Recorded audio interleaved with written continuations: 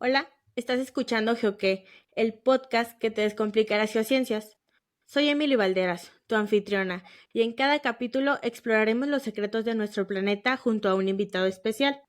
Únete a nosotros mientras descubrimos los misterios de nuestro planeta y prepárate para una dosis de geociencias. Hola, espero que todos se encuentren bien. El día de hoy tenemos como invitada a la doctora Doracelia Carrión Freire. Saluda, Dora. Hola, ¿cómo están? Y para comenzar con este capítulo número 2, vamos a leer la semblanza de la invitada. Doracelia Carreón Freire, también conocida como la doctora de la subsidencia, pertenece al Sistema Nacional de Investigadores en el nivel 2 y es miembro titular de la Academia de Ingeniería. Es una aventurera de la geología que ha dejado su huella en el terreno de las ciencias de la Tierra. Es originaria de la poderosísima Ciudad de México. Dora ha recorrido el intrincante camino desde las aulas de la UNAM hasta las profundidades geológicas de Francia.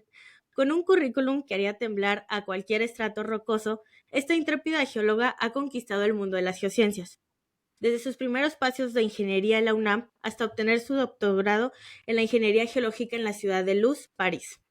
Ha demostrado que las rocas no son los únicos elementos sólidos en los que pueden destacar. Su vida profesional es tan diversa como las capas geológicas. Ha estudiado desde el análisis de las relaciones esfuerzo-deformación en condiciones de interfaz sólido-agua, el estudio del fracturamiento del suelo en cuencas sedimentarias continentales, el análisis físico de unidades hidroestratigráficas y la prospección de la estructura del medio geológico utilizando GPR, o mejor conocido como radar de penetración terrestre, hasta metodologías para el análisis de subsidencia y mecanismos de fracturamiento en secuencias volcánicas fluviolacustres. Dora ha convertido las ciencias de la Tierra en su propio parque de diversiones. Ha llevado la geología al ámbito urbano con la creación del Centro de Evaluación de Riesgos y hasta implementó un sistema de monitoreo pisométrico de pozos de extracción de agua subterránea en la ciudad de Querétaro, porque las rocas también necesitan hidratación. Reconocida por su destacado desempeño académico, ha recibido premios que van desde el Sor Juana Inés de la Cruz hasta el primer lugar del Premio de Ingeniería de la Ciudad de México. No es solo una experta en rocas, es una roca en sí misma.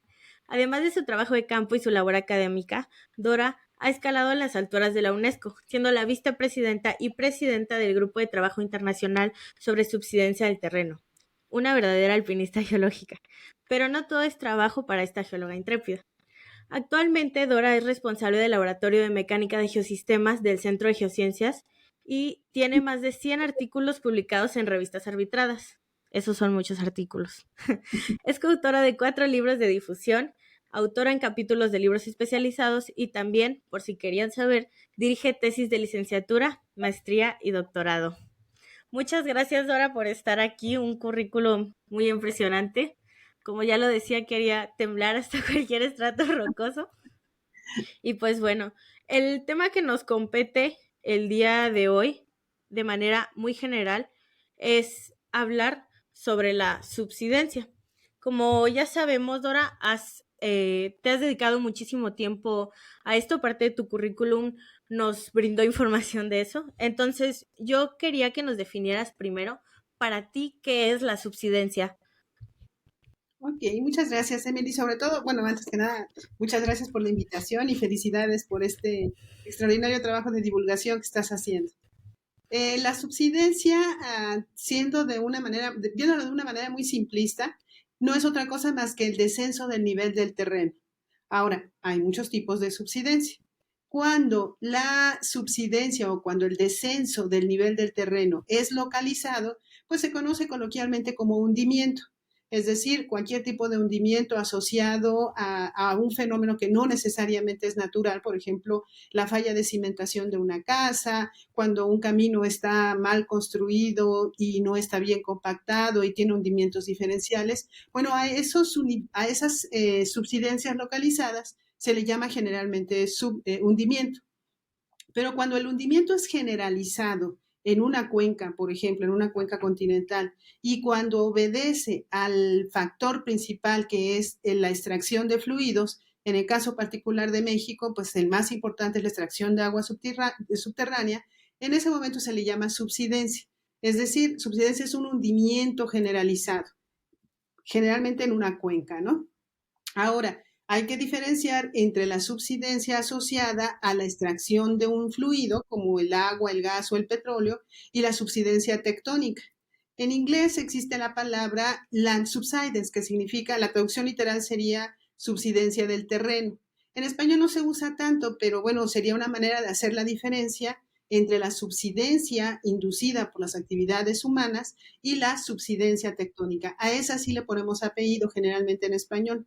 En inglés es un poco al revés. Si dices subsidencia solita, ya se sabe que es subsidencia tectónica, pero si dices land subsidence, entonces ya se sabe que es una subsidencia del terreno asociada a las actividades humanas. Así que, como ves, hay muchos factores que influyen para el hundimiento del terreno, el descenso del nivel del terreno. Sí.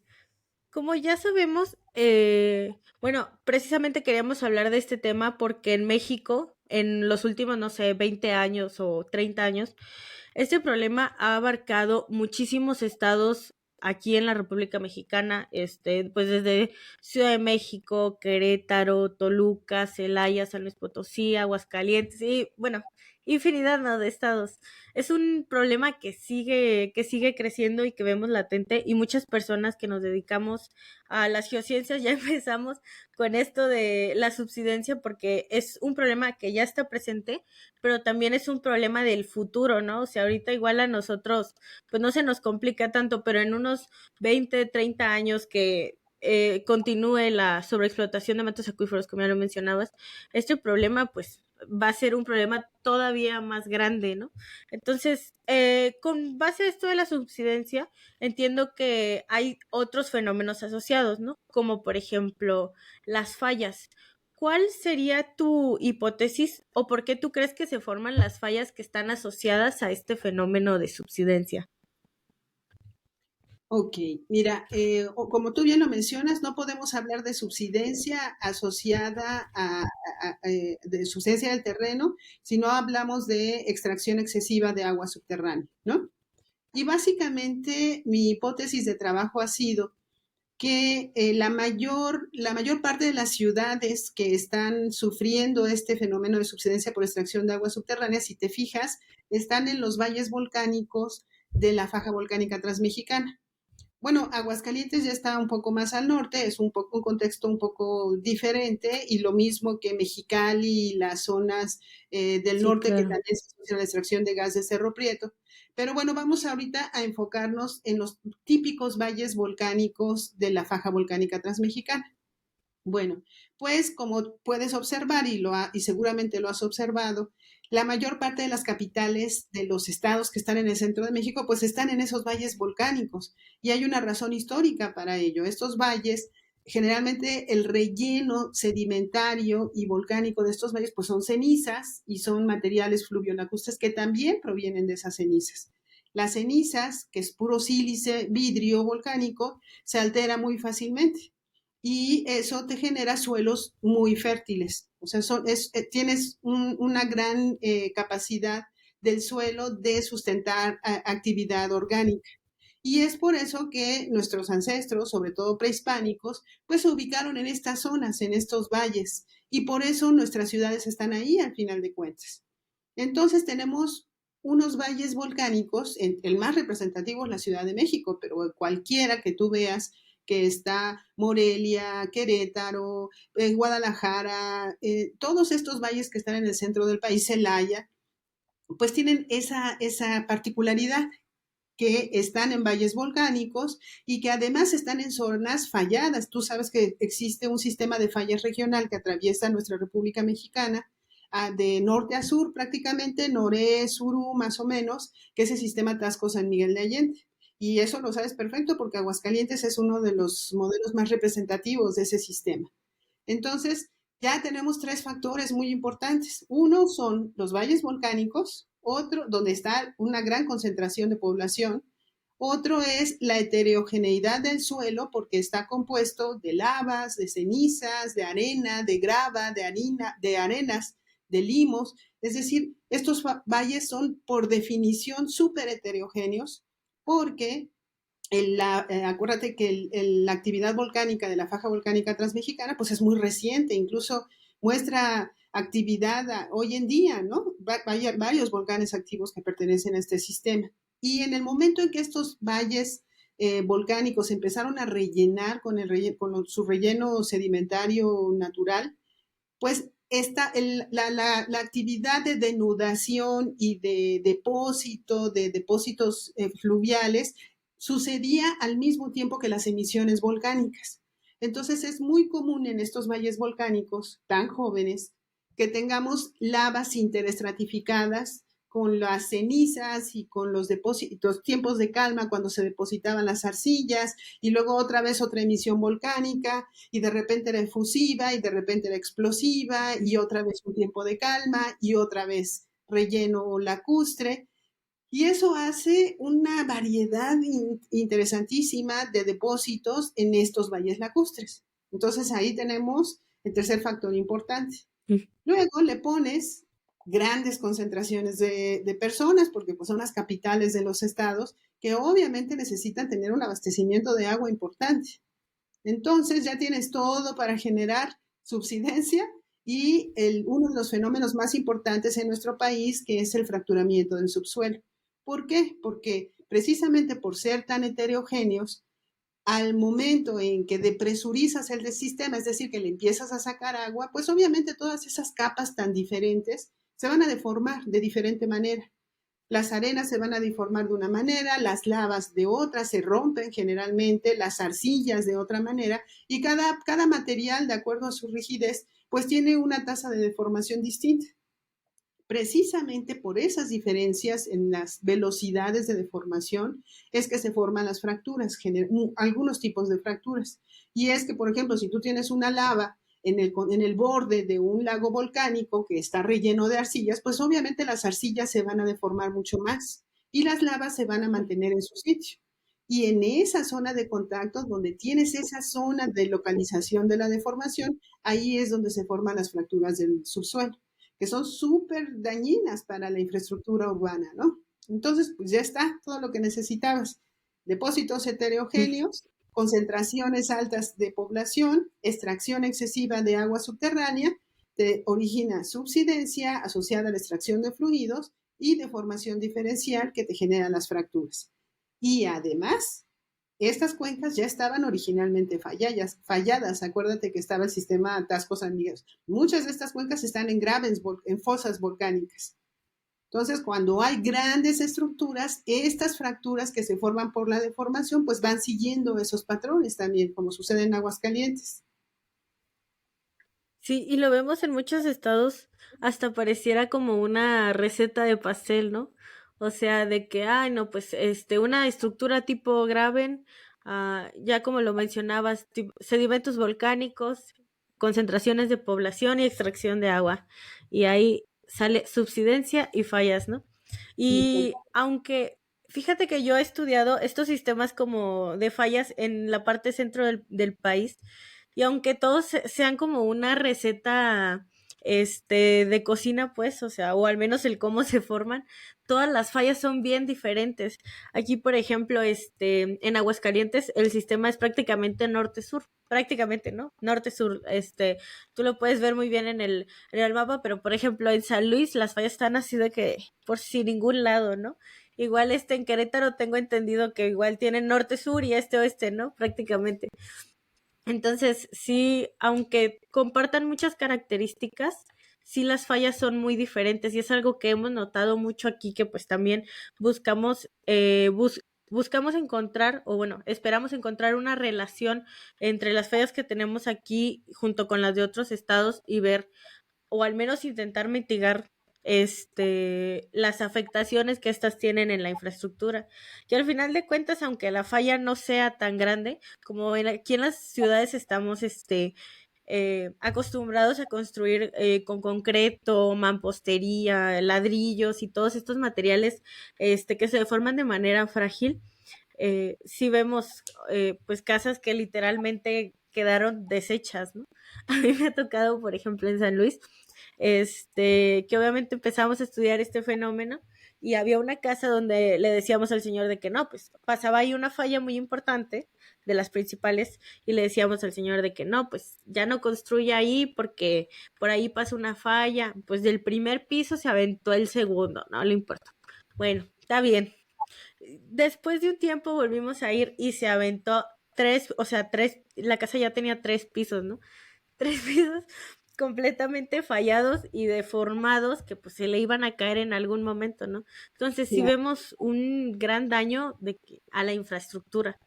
Pero, por ejemplo, Dora, ¿cuál consideras tú que es el futuro de este problema? O sea, ok, ya tenemos valles que se están hundiendo, ya tenemos fallas, ya tenemos infraestructura dañada. ¿Qué consideras que es lo que sigue en la escala de este problema, ¿no? Que engloba muchísimas cosas. Bueno, es que como tú bien dices, cada caso es distinto, pero aun cuando son distintos se pueden agrupar. Si te acuerdas, bueno, la definición de una falla, ¿qué es una falla? ¿No? Una falla geológica es la ruptura de una unidad geológica que tiene desplazamiento vertical o lateral. Eso es lo que nos enseñan en la escuela que es una falla. Y en ese sentido, muchas de las fracturas efectivamente son fallas porque aunque sean las unidades someras de una capa de arena o una capa de arcilla, pues al final de cuentas son fallas, pero hay de fallas a fallas. Casi puedes hacer un podcast, porque una cosa es una falla estructural que viene de muy profundo y otra cosa son las fracturas de propagación que localizan esa deformación y cuando se propagan hacia la superficie van buscando planos de debilidad. Por ejemplo, te voy a poner un ejemplo muy sencillito. Si tú te fijas en el mapa de Querétaro, que tenemos una falla que atraviesa la ciudad, una de las avenidas principales, que es 5 de febrero, te das cuenta que del centro para el norte sigue una línea norte-sur muy bien definida, pero del Cerro de las Campanas, es decir, del centro hacia el sur, ya no la ves tal cual, sino que se abren muchísimas fracturas en diferentes direcciones. Ya no observas la falla en la roca como la observas en el norte, pero observas muchas fracturas que se abren como un abanico. ¿Qué está pasando ahí? Pues no es otra cosa más que el relleno aluvial. La deformación que venía condicionada por la falla, cuando abates el nivel piezométrico, se propaga por donde puede. Y cuando se deforma el relleno, esta falla ya no la puede continuar porque se le atraviesa el volcán del Cimatario que está aquí en el sur. Y después del Ujú. volcán viene todos los depósitos aluviales que están junto al volcán. Entonces, las fracturas de los sedimentos ya no se pueden propagar por ahí, ya no les es fácil irse ahí porque está en la roca y están sedimentos rígidos. ¿Qué pasa? Pues que buscan los sedimentos suaves, los planos de debilidad para propagarse. Entonces, esas fracturas, por eso yo hago mucho la diferencia entre fracturas y fallas, porque una cosa es la falla estructural de la roca, que puede tener una profundidad muy importante, y otras son las fracturas que se forman en las unidades granulares, para no decir sedimentos o suelos, pues, en todo lo que no es roca. Y esas sí se pueden mitigar si las conoces y sabes hacia dónde se comporta, su velocidad de propagación, qué tipo de materiales son los que están originando estas fracturas. Pues obviamente si tienes una casa encima de una falla regional, pues no hay otra cosa más que reubicarla. Pero si tienes fracturas asociadas a ese fallamiento en materiales granulares, es importante caracterizarlas para conocer su velocidad de propagación y hacia dónde se están moviendo, si están siguiendo un contacto geológico, si están siguiendo gradientes hidráulicos, si están siguiendo un frente de lava, como pasa en Iztapalapa, que las fracturas dibujan todos los frentes de lava de la Sierra de Santa Catarina. Entonces, como tú dices, hay de fracturas a fracturas, por eso el interés de estudiar los mecanismos de fracturamiento. Y hacia dónde vamos, pues mira, lo más importante es que saber que una vez que el subsuelo se fractura, ahí se va a quedar. No hay manera. Sí. Esto se va a seguir propagando y tienes que aprender a convivir con eso. Ahí tienes varias opciones. Como individuo, si tu propiedad está encima de una zona de fractura, bueno, primero tienes que consultar a un especialista para que te diga de qué dimensiones son esas fracturas. Si es más o menos somera o si es una falla profunda. Si es somero relativamente el fenómeno, entonces podrías hacer un rediseño de tu arquitectura, es decir, bueno, en esa zona que pasa la fractura, pues pones el jardín o el estacionamiento, pero no bajas las cargas de tu casa en esa zona. Esas las tienes que bajar en un bloque estable de la zona de fractura, que es lo que hizo este señor, fue querer bajar las cargas una de cada lado de la fractura, graso error, ¿no? Porque pues lo único que puede hacer ahí es romperse.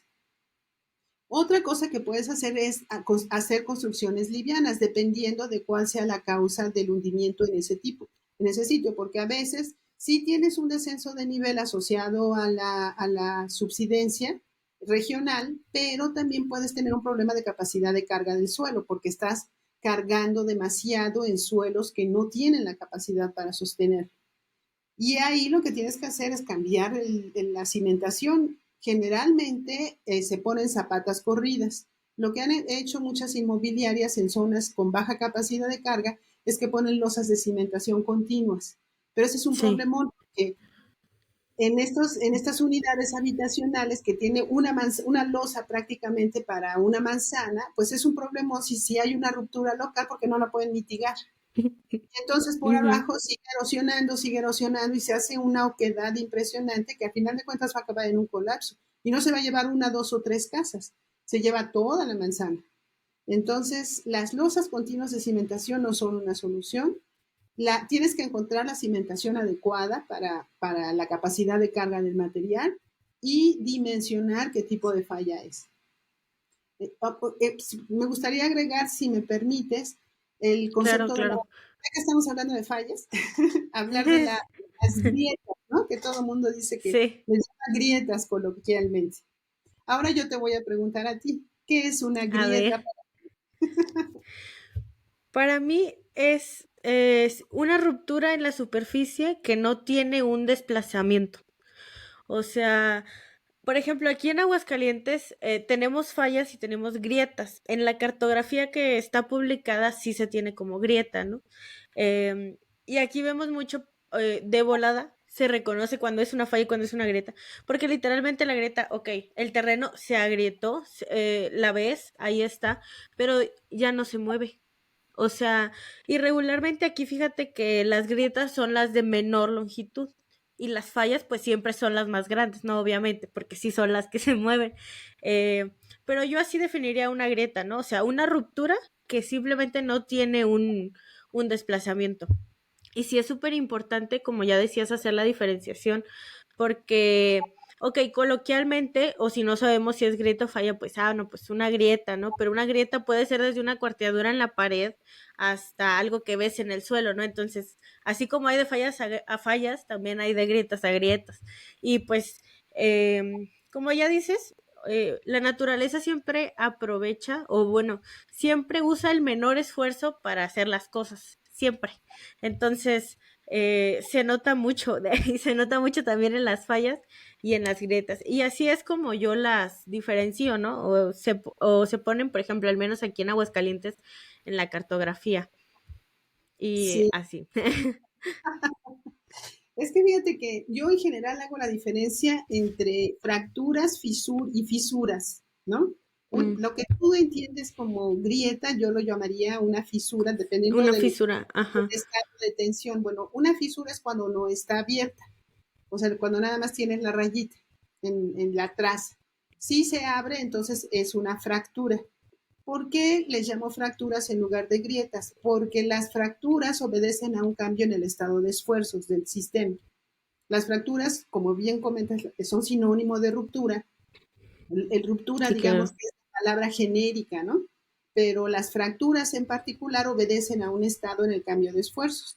Cuando tú tienes fracturas que nada más se abren, que obedecen a un estado de esfuerzo tensional, es decir, nada más tuviste un cambio en el régimen que estableció una condición de tensión y como el suelo no tiene resistencia a la tensión, pues se abre.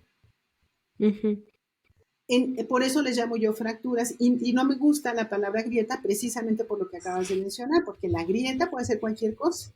Ahora, si tú Sí. buscas en el diccionario o en cualquier diccionario que es una grieta, te va a decir que las grietas están muy asociadas a la pérdida de humedad.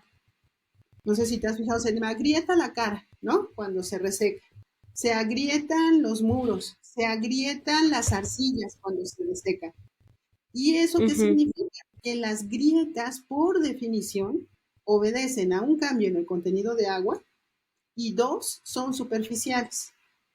O sea, si tú mencionas la palabra grieta en general, sin ningún contexto, estás asumiendo que Sí, son claro. rupturas que obedecen a un cambio en el contenido de agua y que son superficiales, como las grietas de desecación de las arcillas, por ejemplo, que todos se nos viene a la mente estos rombitos tan característicos, ¿no? Que se Sí. forman en las arcillas.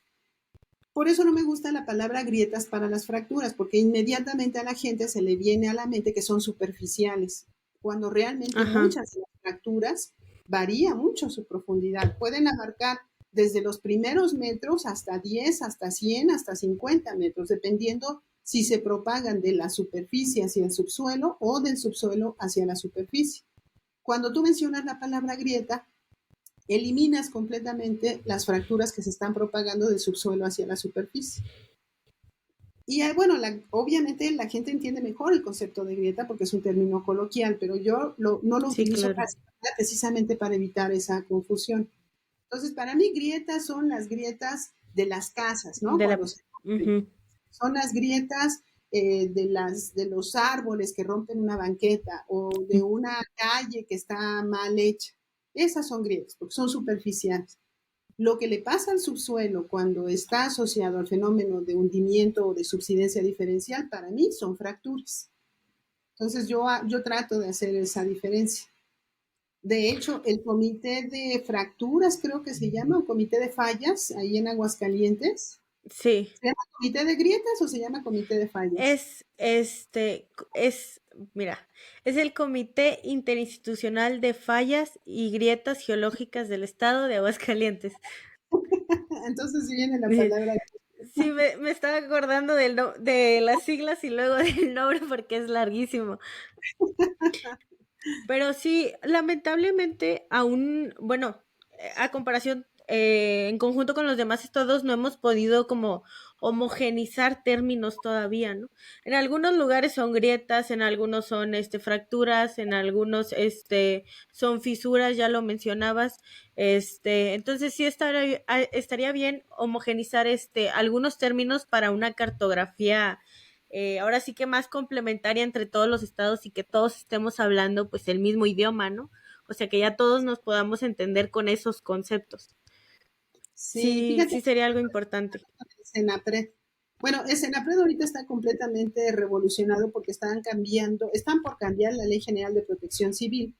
Y bueno, le Ok. están dando, en la nueva ley, le están dando más atribuciones al Senapred para dictar ahora sí las pautas para hacer los atlas de riesgo. Y precisamente una de las labores que tenemos pendientes algunos investigadores con el Senapred o colaboraciones es hacer este glosario para que Senapred, que es el que va a revisar y que revisa y que pone las normas para hacer atlas de riesgos, ponga de una buena vez una definición que todos tengamos que seguir, ¿no? Bueno, en esa etapa estamos. Ya tengamos rato, pero Sí. no lo hemos podido consolidar. Pero como Sí, dices, sí es. hablando del Ajá. futuro, pues se hace o se hace, porque este problema se va a seguir acentuando porque cada vez tenemos más agua, menos agua, y el problema de sequías del país se viene muy bueno, muy fuerte. Sí, sí, fíjate que ahora que lo mencionas, y bueno, los que nos dedicamos a esto ya sabemos, pero ahorita estamos nada más en la punta del iceberg, o sea, nos queda a nuestros hijos, a nuestros nietos, a todas las generaciones que siguen les va a tocar un problema súper grandísimo con eso del agua y también con lo de la subsidencia, ¿no? ¿Cuántos escalones no le han puesto al ángel por la misma subsidencia de la Ciudad de México, ¿no? Y sí, sí, así como lo mencionas, se va a seguir acentuando y muchos problemas relacionados con esto. Fíjate, te voy a contar un caso que tenemos en San Luis, algo crítico, porque la gente descubrió entre comillas para los que no me están viendo porque pues no es un descubrimiento, pero descubrió que rellenando estas fallas o fracturas de basura se va. así, se va y le rellenas de basura y pasan unas cuantas semanitas y se va. Ah, qué padre que se va la basura, que se evapora, no sé qué, no, quién sabe qué pase por la mente de esas personas, pero, pues se evapora, ¿no? Entonces, este, tenemos un caso ahí en San Luis donde una falla la hicieron un tiradero municipal. Entonces, imagínate tú nada más el nivel de contaminantes, o sea, porque como ya sabemos, estas fallas, aparte de que son zonas de debilidad, pues pueden transmitir agua más rápido, entre comillas, también. Y así como agua, pues cualquier otro tipo de contaminantes que sean agregados ahí.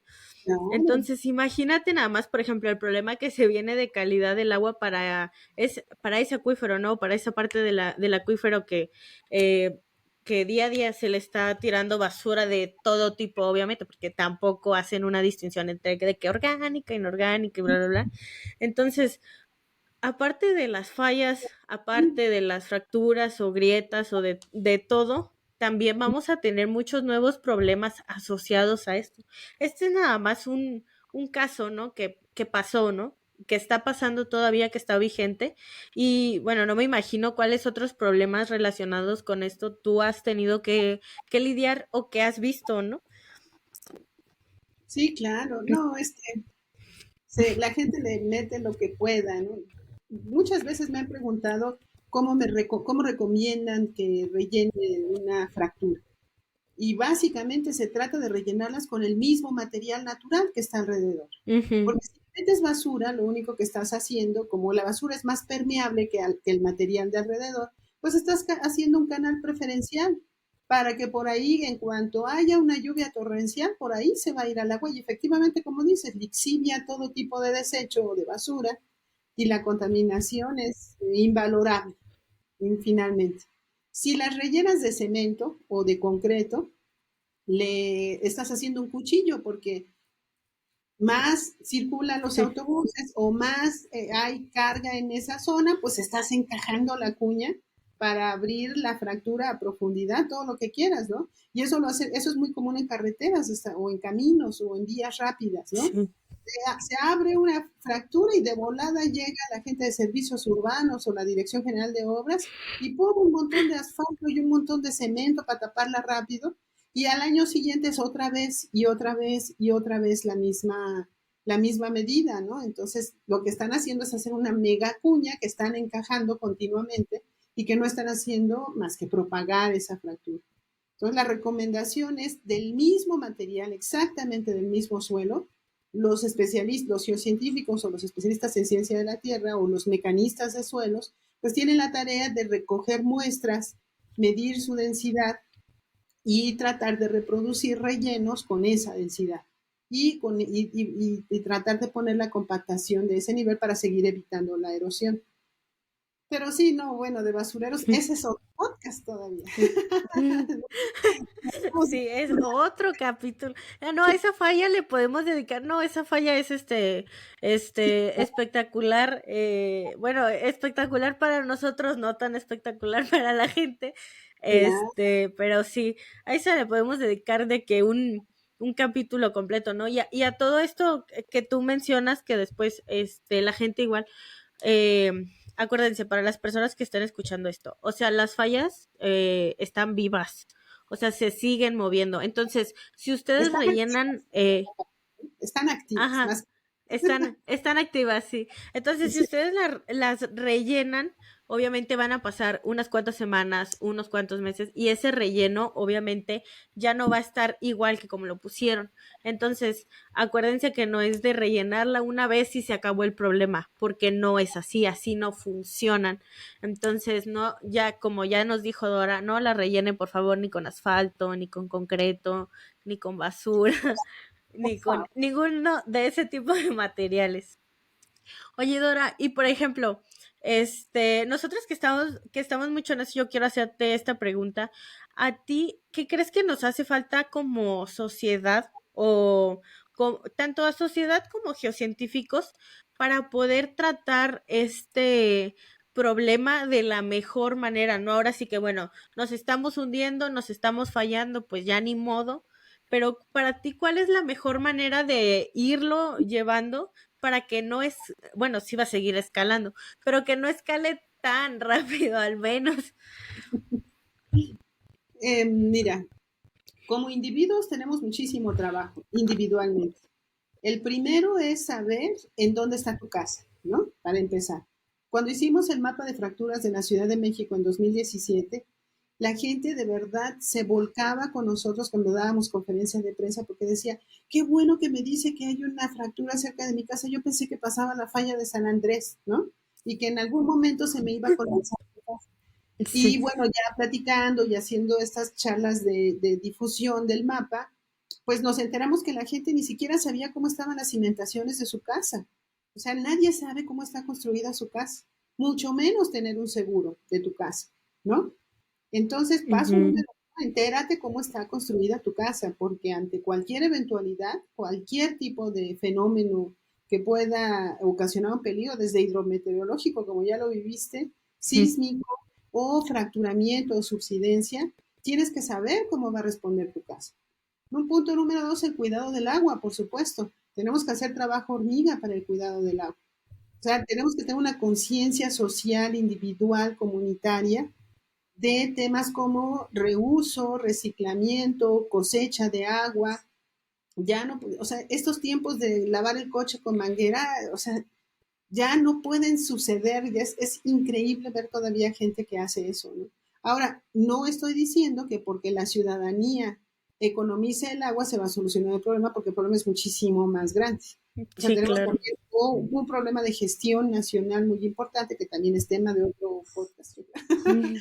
Pero, o sea, como sociedad tenemos que empujar a nuestras autoridades a que privilegien el tratamiento de agua, o sea, que inviertan más en las plantas de tratamiento de agua y que inviertan más en los programas de cosecha de agua y en canales pluviales, o sea, que no revolvamos el agua de lluvia con el agua de Sí. drenaje. Estamos tirando oro por ahí, ¿no? Entonces hay actividades individuales, pero también como sociedad tenemos que presionar a nuestras autoridades a cambiar sus métodos de gestión del agua, ¿no?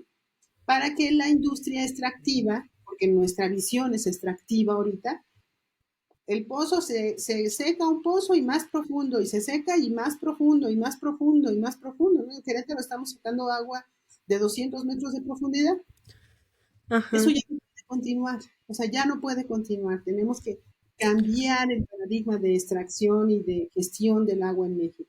Ahora tenemos que ayudar a las autoridades a que lo hagan, los grupos de especialistas, la sociedad, los grupos sociales.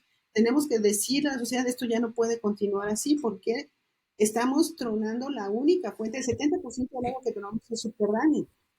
Entonces, el punto número dos es hacer conciencia del agua, saber en dónde estás, y el último punto importante es exigir también a nuestras autoridades municipales que los atlas de riesgo se hagan públicos. No sé si te has fijado, pero cuando hay atlas de riesgos, porque no siempre hay, Sí. y cuando Sí. son relativamente buenos, porque a veces no son tan buenos, que esa va a ser chamba del CENAPRED, homogeneizarlos y mejorar la calidad de los atlas de riesgos, se tienen que hacer públicos sí o sí, y eso lo dice la nueva ley de protección civil. Los atlas de riesgo tienen que estar en línea para que la gente los vea y que se sepa en dónde hay tal o cual peligro, ¿no? Para la sociedad, y en particular, pues, los mapas de fracturas y de fallas, ¿no? Entonces, esos mapas tienen que ser públicos y tienen que estar actualizados, porque como tú sabes, un atlas de riesgos no es más que una fotografía de la película. Tienes que actualizarlo cada cierto Sí. tiempo. Esas fracturas y esa deformación evoluciona rapidísimo, ¿no? Entonces, eso es lo que nos toca a nosotros, yo creo, como ciudadanía, exigir eso, que tengamos acceso a esa información, que racionemos el agua, que tengamos conciencia, que empujemos a nuestras autoridades a que hagan una mejor gestión de los recursos. Porque el futuro es muy catastrófico, desafortunadamente, ¿no? O sea, si seguimos como vamos, vamos a llegar al día cero antes de lo previsto en México, ¿eh? Porque lo habían planteado para 2050, pero yo la verdad creo que para mucho antes, o sea, estamos viendo Monterrey. O sea, ni siquiera tenemos que Que no están lejos. tenemos claro. Ahora, es una aberración que un metro cúbico de agua de 300 metros de profundidad sea más barata que un metro cúbico de agua tratada. O sea, no puede ser. Eso ya no puede ser. Y ese tipo de cambios son los que tenemos que empujar como sociedad, ¿no? Ujú. Sí, definitivamente. Y si lo vemos, bueno, yo soy de Monterrey, digo, para los que no sabía, este, sí es súper importante impulsar esto individual. Ya lo mencionábamos con Yadira, por ejemplo, en el primer capítulo, que obviamente uno se sabe, en educación básica, hablando secundaria, prepa, se sabe las partes de las células, sabe hacer X o Y cosa, pero no sabe dónde está parado. O sea, hay gente que a veces literalmente no sabe ni siquiera que su casa no está cerca de un escurrimiento, por ejemplo, ¿no? Mm, Entonces, es bien importante, así como tú lo dices, o sea, nuestro trabajo individual, poner esfuerzos con las autoridades para decirles, oye, pues, ¿qué onda? O sea, fíjate todo lo que está pasando y no estamos haciendo nada.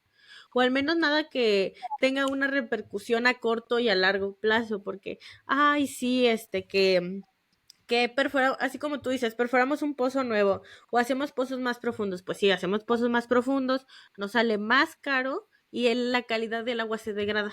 Entonces, ok, pues a qué costo?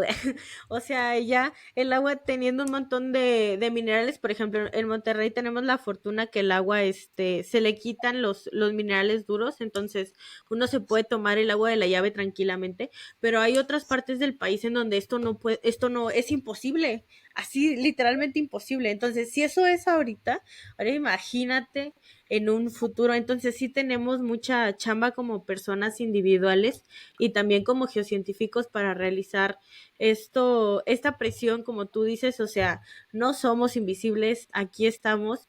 Y por eso es muy necesario abrir también este tipo de espacios de debates con especialistas, porque a veces aunque estén los especialistas, pues no hay, o sea, si hay gente que se dedica a esto, que está especializada, que sabe todo esto del agua, del estrés hídrico, pero sí hay un montón de gente que piensa que no existimos.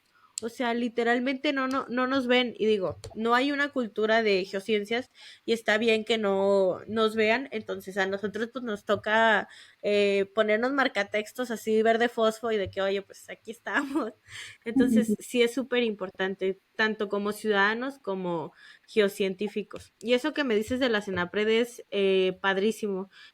A mí me encanta, bueno, lo que ya tienen es muy bueno, por ejemplo, el monitoreo del Popocatépetl o los monitoreos meteorológicos son muy buenos, pero qué bueno que ya le quieren echar ganitas también a los atlas y que no queden al gobierno o al municipio de cada estado, porque si a veces, si no hay profesionistas de ciencias de la Tierra en esa área, sí se vuelve o sea, sí le falta como que esa chispita, ¿no? Eso de que, no, pues se nota que aquí no hubo un geólogo o un geofísico o un biólogo que metiera mano y dijera esto y esto y esto.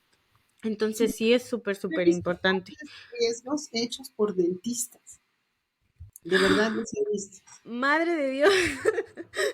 No creas por arquitectos, por dentistas. O sea,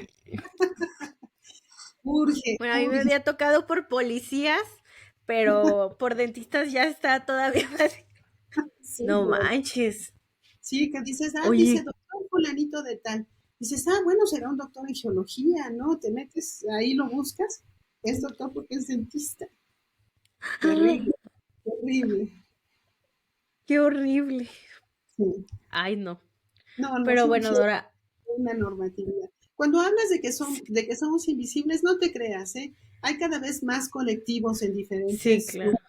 Seguramente hay muchísimos en Monterrey, en Querétaro hay muchísimos colectivos que luchan por la igualdad en la distribución del agua, por la protección del medio ambiente, porque apenas hasta hace 2012 que modificaron la ley del agua, integraron al medio ambiente como parte de los usuarios del agua, porque antes no estaba, ¿eh? Antes era antropocéntrica completamente esa ley, cuando nos estábamos dando un balazo en el pie, porque pues nosotros dependemos de la sustentabilidad del Sí, medio donde claro. vivimos.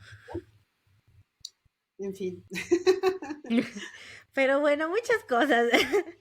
Oye, Dora, ahora a mí me gustaría hablar, bueno, también va relacionado con el tema, pero tengo entendido, por ejemplo, que tú en la alcaldía de Iztapalapa hiciste un museo interactivo que viene relacionado con todos estos temas que ya venimos hablando, todo el podcast de agua, subsidencia y fracturamiento, que se llama el OIFRA, ¿verdad? Sí, sí, sí. ¿Nos quieres platicar un poco de eso? ¿Qué es en general el OIFRA, por ejemplo? Pues precisamente nace de esa inquietud que tú me estabas comentando, ¿no? Que no nos enseñan geología en la primaria ni en la secundaria. A mí me pasó que yo terminé la prepa y no sabía lo que era la geología y cuando vi el podcast de tuyo con Yadira me di cuenta tristemente que 20, 30 años después está igual, ¿no? No ha cambiado nada desde que yo Ajá. hice la secundaria hasta ahorita, ¿no? Y qué triste, porque ahora cada vez tenemos más información y somos más conscientes de la interdependencia de todos los sistemas y la parte geológica siempre está metida en un segundo plano, ¿no? Como bien menciona, los geólogos son ignorados cuando tú ves una empresa constructora o una empresa minera o una empresa de agua y hay que hacer recortes de presión de personal, pues los primeros que se van son los geólogos y son a los primeros que les hablan, los regresan cuando hay un problema, ¿no? Como los Sí. doctores, casi, casi. Entonces, yo creo que la conciencia del medio geológico que habitamos, y como bien comentabas en el podcast anterior, realmente vivimos con los resultados de los estudios geológicos cotidianamente y no nos damos cuenta. Entonces, hay que crear esa conciencia en la gente. Y de ahí nació el OIFRA. El OIFRA nació porque en 2007 puse en marcha el Centro de Evaluación de Riesgo Geológico en la alcaldía de Iztapalapa. Ahora, ¿por qué lo puse en marcha? Porque Iztapalapa es como que la meca de la subsidencia, el fracturamiento. Los pobres iztapalenses, todo lo que platicamos de todos los factores, lo tienen Ajá. concentrado en un territorio pequeño. La, la población más densa del país, la extracción más fuerte, la complejidad geológica más importante. En el territorio de Iztapalapa es el único territorio municipal, bueno, ahora municipal en el mundo, que tiene tantos volcanes adentro de un mismo municipio. Tiene toda la Sierra de Santa Catarina, tiene el Peñón del Marqués y tiene el Cerro de la Estrella.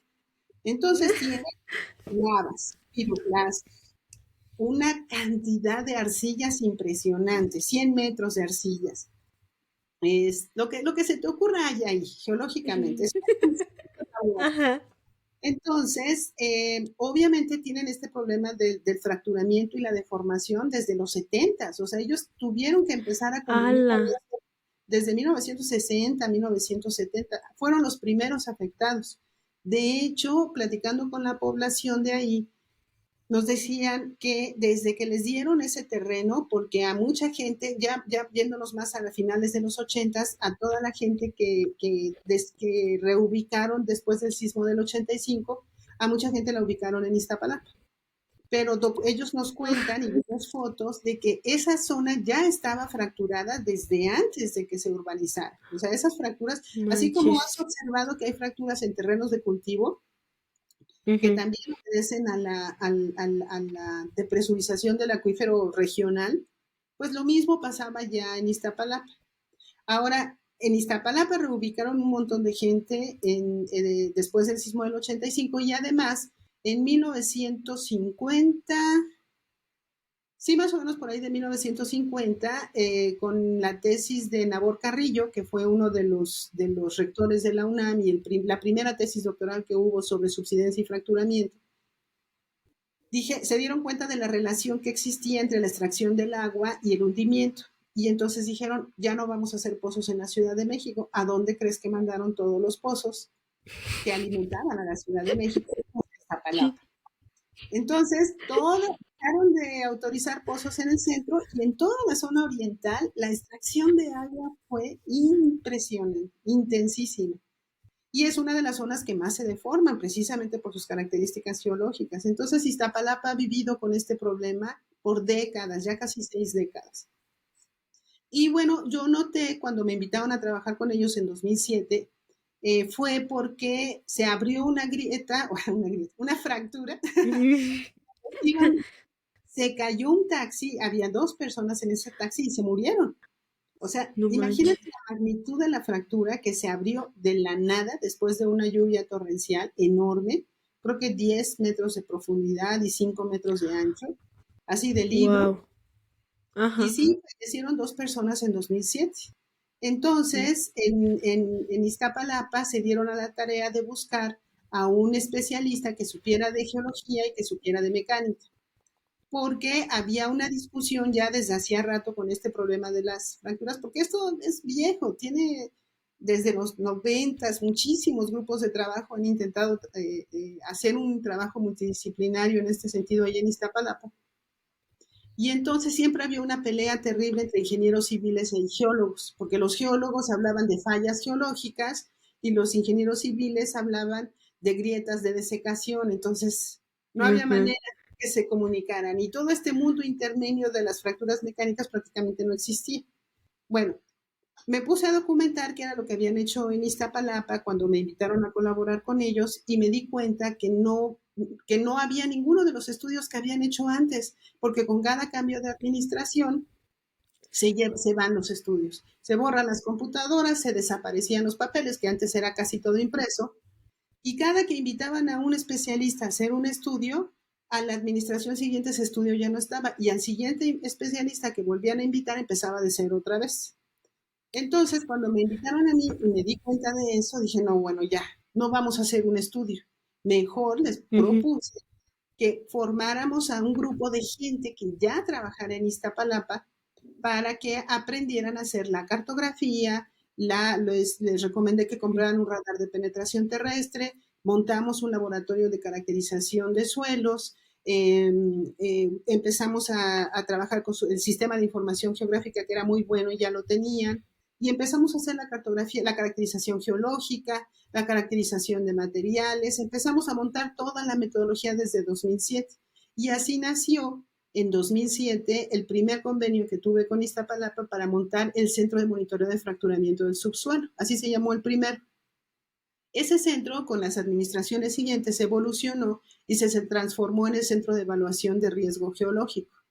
Y funcionamos bastante Ok. bien con ese centro, pero ya era el personal de la alcaldía el que hacía el trabajo para la alcaldía y para los habitantes de la alcaldía. Entonces ya era muy diferente a que llegara yo nada más, hiciera un estudio y me fuera, sino ellos ya tenía a la gente entrenada ahí, que además hay unos geógrafos muy buenos. Raúl Gutiérrez es uno de los mejores geógrafos que conozco, y él ha sido el responsable de este proyecto en la alcaldía, ¿no? Bueno, con él trabajamos 10 años, el Centro de Evaluación de Riesgo Geológico funcionaba muy bien para diagnóstico, pero no era ejecutor porque estaba en el área de protección civil. Con la última Ok. administración tuvieron a bien pasarlo a la Dirección General de Obras y estuvo fenomenal porque ahora sí al cerebro le pusieron brazos, le digo yo a la alcaldesa, y ya pudieron ejecutar muchas de las cosas que nosotros ya habíamos proyectado y que habíamos planeado con una cartografía fenomenal de relojero, que no hay un lugar que esté tan bien cartografiado como las fracturas de la alcaldía. Y entonces ya tenía, imagínate, 15 años de trabajo de todos los tipos, de geofísica, de monitoreo, de laboratorio, de mapeo, un sistema de información geográfica fenomenal. ¿Cuál era el paso que seguía? Pues ahora que se lo apropie la comunidad, ¿no? Ya pertenece a la alcaldía, es muchísima información, ahora tiene que servir para algo. Ok, escribimos artículos, damos conferencias, pero la gente tiene que apropiarse de esa información. Entonces, afortunadamente, y es que la vida siempre te trae lo que necesitas en el momento que necesitas, me encontré una convocatoria que decía, de CONACYT, que decía, para proyectos que eran maduros académicamente y que querían difundir el conocimiento a través del arte. Era una convocatoria Sí. muy específica de CONACYT y me cayó como anillo al dedo porque pues yo ya tenía 10 años trabajando y además, la alcaldesa Clara Brugada en ese tiempo, bueno, pues ahorita ya no está, pero ella echó a andar este programa de utopías, de recuperar los espacios públicos en la alcaldía y transformarlos en parques. Me ofrecieron hacer una utopía científica, que uno de los parques que estaban Órale. recuperando no solamente tuviera un fin recreativo, sino que además tuviera un fin científico. En una de las zonas más deformadas, o sea, si la alcaldía de Iztapalapa de por sí es la meca, bueno, dentro de la alcaldía, la zona que más se deforma es la zona de San Sebastián Tecolotitlán, que es, tú ves las arcillas plásticas, como ves las calles como ondulan, el metro en la calle Zaragoza, como se va así en todas direcciones y lo nivelan cada Wow. 3 meses porque la deformación es impresionante. Bueno, en esa zona está la utopía Tecolotitlán, en donde mi línea de trabajo se alineó con el programa de trabajo de la alcaldía y decidimos juntos hacer esta utopía científica y montar ahí el Observatorio Interactivo de Hundimiento y Fracturamiento. Ahora, ¿por qué le decimos observatorio y no le decimos museo? Aunque invertimos un buen esfuerzo, hicimos un gran esfuerzo por hacer un trabajo museográfico, para que enseñarle a la gente geología en una visita, lo cual es complicadísimo, ¿no? Porque Sí. generalmente no traes antecedentes. Pero bueno, con maquetas, láminas, videos, fotografías, infografías, tratamos en ese observatorio de mostrarle a la gente cuáles son las implicaciones de vivir en un lago. O sea, ¿por qué estamos viviendo en un lago en la Ciudad de México? ¿Y qué consecuencias hay de estar construyendo tanto en lo que fue un lago, ¿no? Porque para empezar, ¿de dónde salió ese lago? ¿No? Empezamos desde la geología de la cuenca de México. Y después, ¿qué consecuencias tiene que saquemos tanta agua de esos depósitos, por debajo de esos depósitos lacustres, y que ahí se asienta una de las ciudades más grandes del mundo, ¿no? Entonces, iniciamos un viaje por la geología, luego continuamos con otra infografía sobre el uso del agua, luego nos vamos a la infografía de subsidencia y después nos vamos, o sea, después de toda esta zona que ya está un poco triste y catastrófica, terminamos con la agenda de la ciudad, o sea, ¿qué puede hacer las autoridades locales para convivir con este fenómeno y para mitigarlo, ¿no? Y ya se documentan las medidas de mitigación que se han puesto en marcha en la alcaldía con la información que nosotros ya generamos y hacemos que la gente se apropie de esa información. Esa es la parte, digamos, museográfica. Además tenemos la parte interactiva, de ahí el nombre interactivo, para los chicos, para los niños o para los estudiantes que quieren saber cuál es la diferencia entre arena y limo, cómo son las rocas, cómo son los basaltos, cuáles son los diferentes tipos de materiales que componen el subsuelo en donde están viviendo, que sepan, que los vean, que los toquen, que los manipulen. Entonces tenemos varias actividades y varias maquetas también para que la gente se familiarice con los materiales geológicos.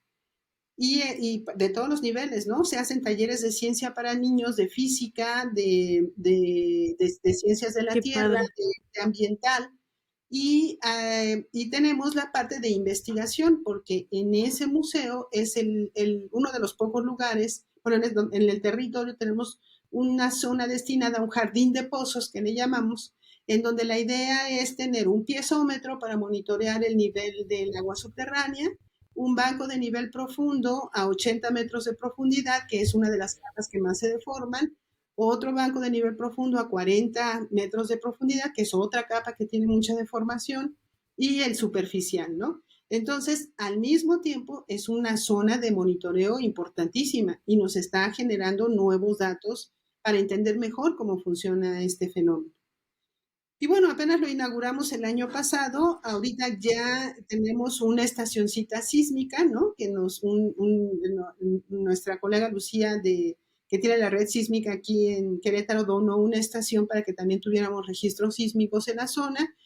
Ya tengo apalabrada una estación métrica, vamos a poner sensores ambientales y bueno, la idea es invitar a todos los colegas que quieren medir algo en la Ciudad de México y que no saben en dónde porque pues siempre hay un problema de seguridad o de ruido o de vandalismo, de lo que quieras. Bueno, ese es un sitio seguro para colocar sensores de lo que se te ocurre, ¿no? Acelerómetros, partículas, rayos ultravioleta, lo que se te ocurra lo podemos montar ahí, ¿no? Porque es un observatorio. Entonces ese es el concepto del OIFRA. pero la primera, bueno, tenemos una galería, una zona de galería que nuestro padrino de la galería es un fotógrafo amigo mío muy bueno de Guanajuato, Amílcar Jiménez, que ganó un premio por una fotografía que se llama El Día Cero. Y bueno, invitó a sus colegas de esa competencia y nos donaron el acervo de sus fotografías para hacer precisamente esta conciencia del agua. Entonces tenemos una galería en donde vamos a montar trabajo artístico, son exposiciones temporales, obviamente que tengan que ver, ¿no? Con la conciencia del agua, del uso del agua, con la conciencia de convivir con este tipo de fenómenos. Y bueno, pues ese es el OIFRA. Esos son todos los aspectos del OIFRA. Ya hemos tenido visitantes muy interesantes. Oye, suena padrísimo, la verdad. O sea, eh, yo lo conocí cuando, bueno, cuando se abrió, que empecé a documentarme, pero es increíble la cantidad de trabajo que hay detrás, ¿no? Te felicito. Y me parece muy interesante eso que mencionas de cómo hiciste que, bueno, pues tienen todo aquí metido, pues ¿qué hacemos? Pues apropiarnos de eso y hacer algo bonito y que ellos entiendan, bueno, la comunidad en general de esa alcaldía entienda todo. Está muy increíble porque a veces uno como geólogo o así intenta hacer divulgación y muchas veces es difícil a veces porque a la gente no le interesa, pero pues me imagino que ya conviviendo bueno, si aquí hay deformación, allá pues debe de haber mucha más. O sea, convivir con esto todos los días, pues ha de haber hecho la iniciativa de ellos mismos de que, ok, pues está pasando esto, vamos a apropiarnos de este problema y vamos a monitorearlo, ¿no? Que es lo mejor. Está súper padre esa iniciativa, a mí me gusta mucho y espero poder visitarlo pronto. También ustedes visítenlo, se escucha muy interesante. ¿Cuál es el sitio web, Dora? Es OIFRA, que son sus iniciales, es www.oifra.org. OIH, si le pones en el buscador OIFRA, a ver si a ti te sale, porque yo ya lo tengo en mis cookies, pero Ajá, aquí si le pones OIFRA, te sale oifra.org y entras sí. rapidísimo al sitio. Muy bien. Como quiera en Instagram, en Facebook, en TikTok y aquí abajo les vamos a dejar el enlace al sitio web para que también ustedes puedan entrar y estén al tanto de todas las nuevas exposiciones que va a haber. Te voy a hacer una pregunta que yo ya creo, ¿cuál va a ser tu respuesta? Pero como quiera te la voy a hacer, Dora. Oye, en tu experiencia, ¿recomendarías este tipo de espacios en otras zonas que tengan esta misma problemática? Sí, claro, absolutamente, ¿no? Ustedes tienen todas las condiciones para tener un observatorio del mismo tipo, pues tienen al comité de grietas, tienen la facultad, todos estos especialistas en Aguascalientes, gente como tú que está ocupada en la divulgación, en el trabajo de todos los días, tienen todo para hacer un observatorio semejante ahí. Ojalá y lo puedan hacer. Y en Esperemos que pronto. como bien dices, necesitamos que la gente que esto se haga información de todos los días, que se socialice todo este conocimiento, ¿no? Y esta problemática. Qué increíble todo lo que nos acabas de contar, Dora. Yo la verdad te admiro mucho y aprecio muchísimo tu trabajo. Te Muchas agradezco que nos hayas aceptado la invitación para participar en este capítulo y poder socializar un poco de esta información de manera un poco más coloquial. No sé si quieras decir algo antes de que se termine el podcast. Pues nada, agradecerte, agradecer a todas las chicas como tú que les interesa que la gente sepa lo que es nuestro quehacer, ¿no? Y que ojalá y haya más y que pues motivarnos a que sigamos trabajando juntos, ¿no? Muchas gracias, de Muy verdad. bien. Muchas gracias a todos. Les dejamos las redes del OIFRA, tanto al final del capítulo como en la caja y en todas nuestras redes sociales. Muchas gracias, Dora, por aceptar esta invitación y nos vemos en el siguiente capítulo. Gracias.